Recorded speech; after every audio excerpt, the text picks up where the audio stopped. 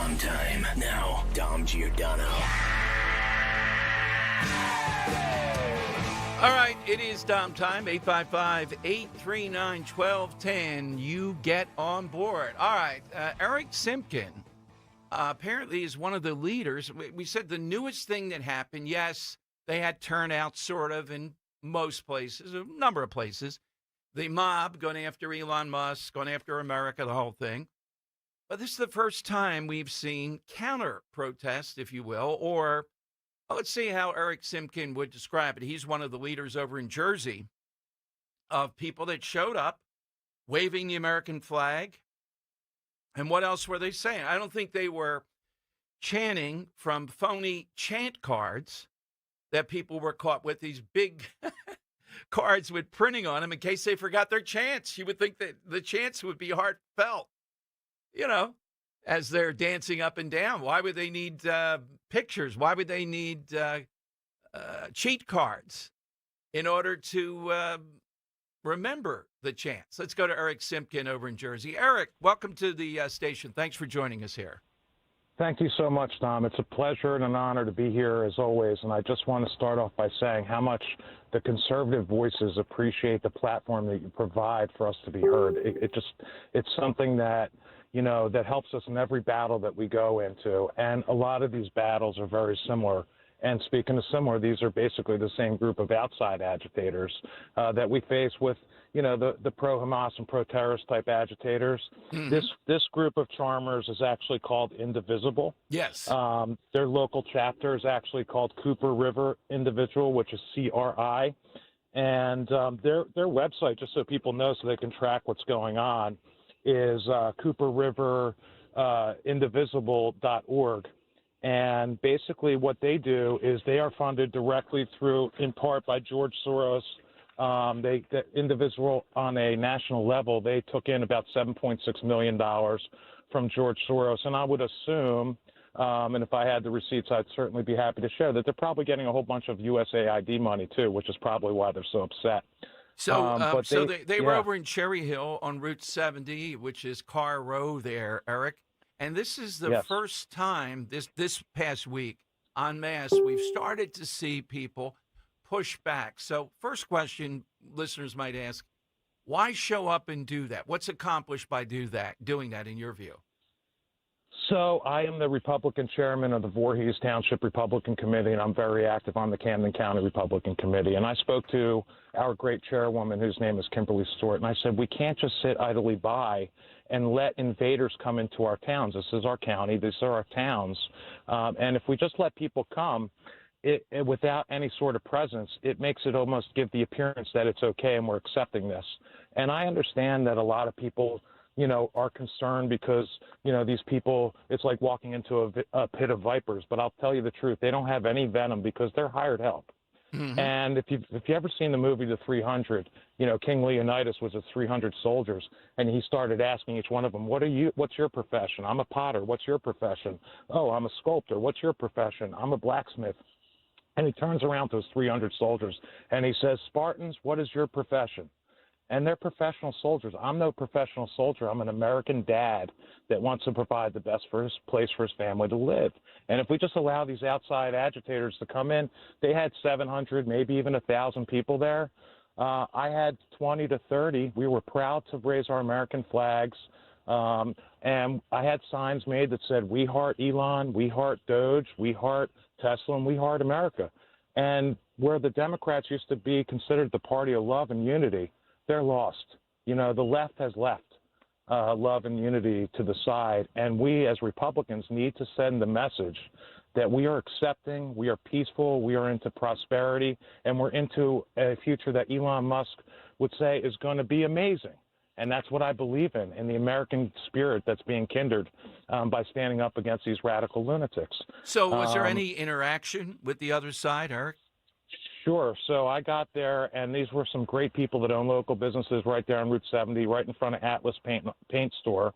And I walked in right into their store and said, my name's Eric Simkin. I'm here to basically defend our republic here, and I'm going to just be unloading some stuff with our signs. And we went right into the Viper Pit. And yeah, there were some agitators that would come up, one of which actually said, show us what Elon did with that sign he did. I said, oh, my heart's with you, my heart's with you.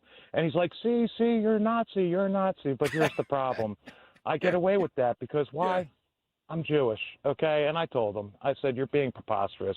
I said, you've now encountered the first Jewish Nazi. Have a nice day.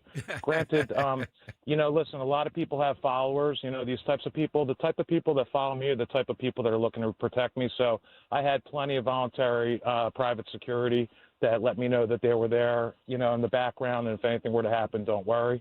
Nothing like that's going to happen because these are a bunch of wet noodles. They'd be scared to even have an altercation beyond words. So, Eric, let me go big picture with you here, too, and see where you are, since obviously you are somebody very active, very savvy, like your message a lot. The governor's race coming up. We have two main contenders left here now, pretty much, in the primary. What are you thinking about this? What are people telling you we know affordability is the issue, but that ought to be a box to check for Republicans.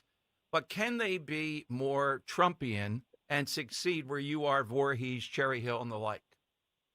Okay, so that brings a great point up, actually, and I know that it's a contentious race in the primary, but I have no problem with getting behind two candidates that had different views on things, and I would say that Jack Ciattarelli has strong views on taxes and finance, of course, but we'd expect that box to be checked, as you mentioned. What I look for is a candidate that's going to be strong on the social issues. Me personally, I was the first municipal chairman, possibly in the state, to come out and openly endorse Bill Spadea for governor. Okay. I've been following him for several years. He's a South Jerseyan. He's from Cherry Hill, graduated Cherry Hill East High School. I don't work in his campaign. I'm completely independent, but these are just the views and opinions that I've shaped over a couple years of being involved in the Republican Party here. I do feel that Bill he'll do a much better job in representing our views as far as school choice, universal school choice with payment vouchers, and the death of DEI, which really has to happen in New Jersey. Diversity, equity, and inclusion is really going to be the demise of our state. It was almost the demise of our country and our republic, if you really think about it. And I'm for people getting along, common sense approach to things, and I truly believe that Bill Spadea is the person that's going to deliver. And we've already had a couple of experiences with Jack Ciattarelli where he wasn't able to bring out the voters to win the election in the general. So that's kind of my perspective on the governor's race. Okay, Eric, where do we find you? You don't have to give out a number. I wouldn't do that. But for more people, because there's going to be more of this, is there a Facebook? Do they go to Voorhees Republicans? Where do they go? All right, you can find me on Facebook. It's EricSimkin.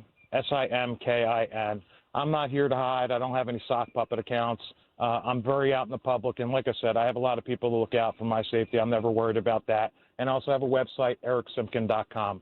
Those would be the two best ways to reach me. Feel free to direct message me on Facebook if you wish. Send me a friend request, and follow what I'm doing. It's not for any personal gain. I have nothing to gain from my own personal interest other than electing good officials and making sure that New Jersey remains to be the best place to raise a family. So no interest will come above the public interest when you're talking to me. I'm not paid for, I'm not sponsored by, and I certainly will just give the real heart-to-heart information that people are looking for. Thank you, Eric, very much. Keep us in the loop. Let Dan know, and we'll talk again. Thank you. Thanks for what you're doing, Eric. Very much. Thank you very much. God bless you, and God bless America.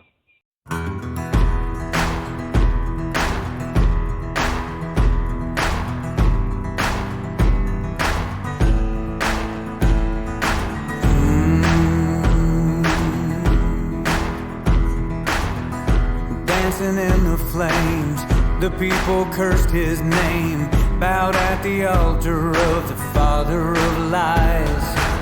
But there's a number to their days and all their evil ways. The Lord's gonna turn away from all their cries. Oh, revelation, I can feel it coming like a dark train running. Oh, get ready, 'cause the King is coming back again.